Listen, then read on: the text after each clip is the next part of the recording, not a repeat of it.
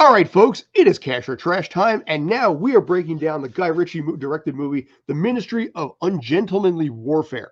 Now, in this particular case for Cash or Trash, we have to debate whether or not this movie is going to make back at least everything in the budget for it, not just the budget, but the promotion. So typically double what the budget is. The problem that I have on this one is I don't know as of right now what the hell the budget on this thing is. So we're going to have to break this down. We're going to have to do the best we can in this particular case. It has a really good cast. I will say this. The cast on this one, Henry Cavill, I was going to say Hero Fiennes, Roger Snipes, Carrie Elwes is in this, which I find fascinating, Eliza Gonzalez, Alan Richardson from Smallville. So we've got a decent cast of people here. The plot of this one, what's that?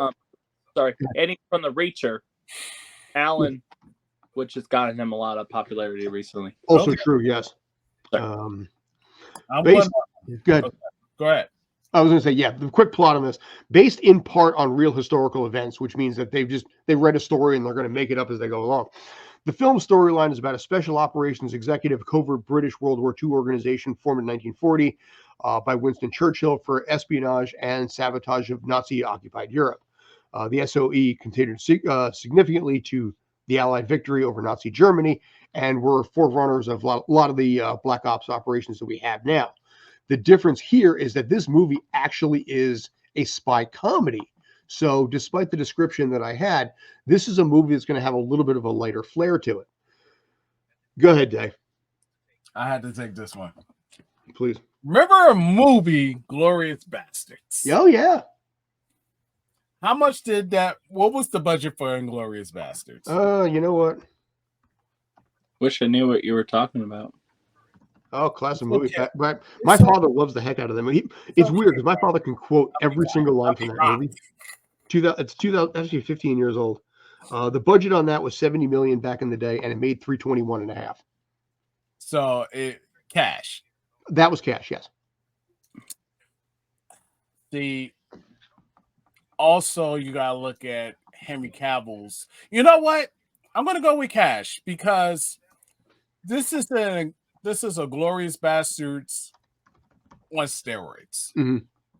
And everybody is a fan favorite of Henry Cavill. Everybody like Guy Ritchie, like you said, the guy from Jack Reacher. And that's what the vibe gets from this film. And it's a comedy. I would say cash. Okay. Rob, how about you? I was going to say, it kind of reminds me just from the description, kind of like an Expendables, especially with the kind of the cast you've got with this movie. And yeah, there's enough pull of people. Like, when's the last time you've seen Carrie Elwes in anything? I mean, that's kind of cool to see him in this movie. I've met him before, and he's a really nice guy. I'm going to say cash.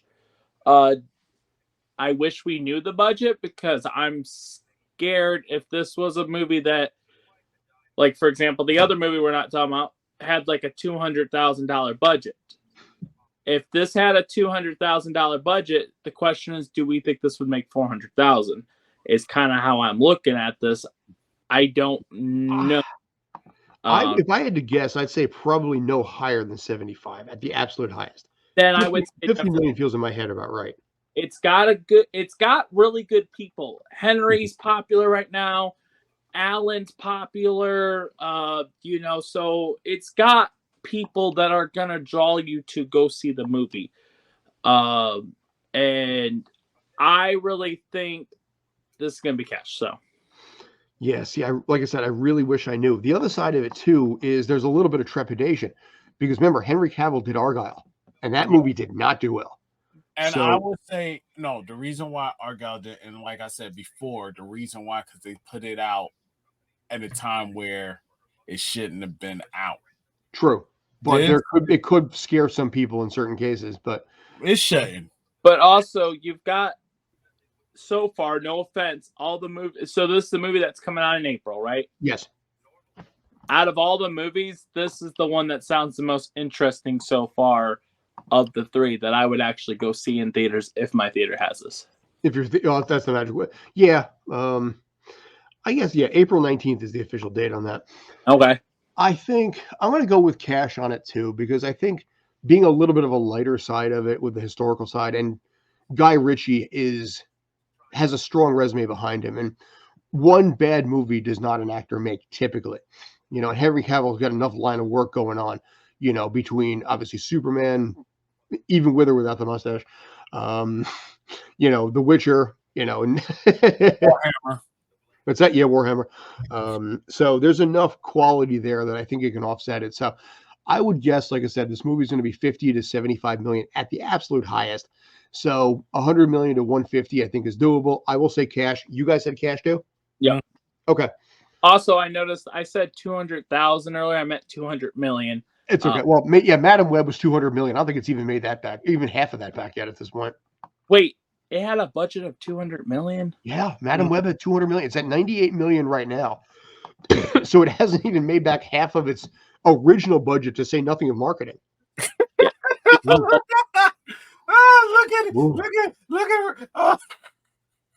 Ralph's face. I don't know why we said cash.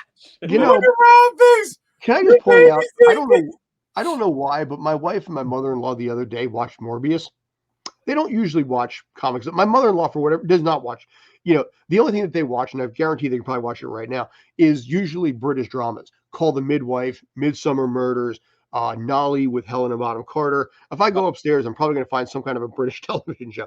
Probably The fact that they were watching a Marvel Sony comic book movie, Morbius of all things, and they liked it. They thought Morbius was great. And I'm like, okay, to each their own. Not going to judge, but no. It's Morbin time. It's Morbin time. Yeah, really. Oh my God. It's like there's so many better ones that were out there. If they made some happy, screw it, whatever. But I really didn't have a problem with Morbius. I know it was okay, but it wasn't like everybody was. It felt like original Suicide Squad, the Will Smith one.